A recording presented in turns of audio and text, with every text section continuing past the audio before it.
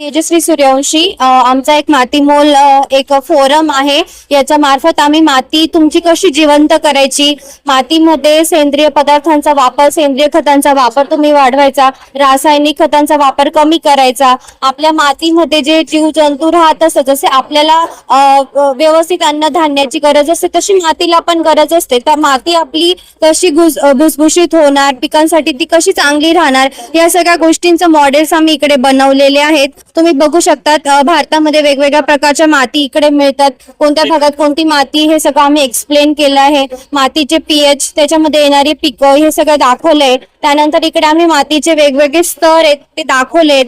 मातीचे वेगवेगळे स्तर आहेत ते किती महत्वाचे आहेत आणि कोणत्या स्तरापर्यंत आपण मातीचं परीक्षण करू शकतो हे पण आम्ही सांगतो. पहिले ते जे 3 स्तर आहेत ते सगळ्यात महत्वाचे आहेत. पिकांच्या वाढीसाठी जे सूक्ष्मजीव वगैरे असतात ते पहिल्या 2 स्तरांमध्ये असतात.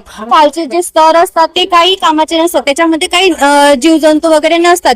आता काय करतात शेतकरी, नांगरणी वगैरे करतात. नांगरणी केल्याने काय होणार ना, खालची जमीन वर येते आणि वरची खाली जाते. त्याच्यामुळे काय होतं, जे वरच्या स्तरावर जे जीवजंतू ह्युमस वगैरे असतो तो खाली चालला जातो, ते मरून जातात, ते सगळं डिस्टर्ब होतं. तर आमच्या मातीमोलच्या फोरम मधून आम्ही असं सांगतो की तुम्ही नांगरणी वगैरे मशागत कमी करा, शेतामध्ये रासायनिक खतांचा वापर कमी करा, सेंद्रिय खतांचा वापर वाढवा. त्याच्यानंतर जैविक खत वापरा, रायझोबियम, अझोटोबॅक्टर हे सगळे जैविक खत आहेत.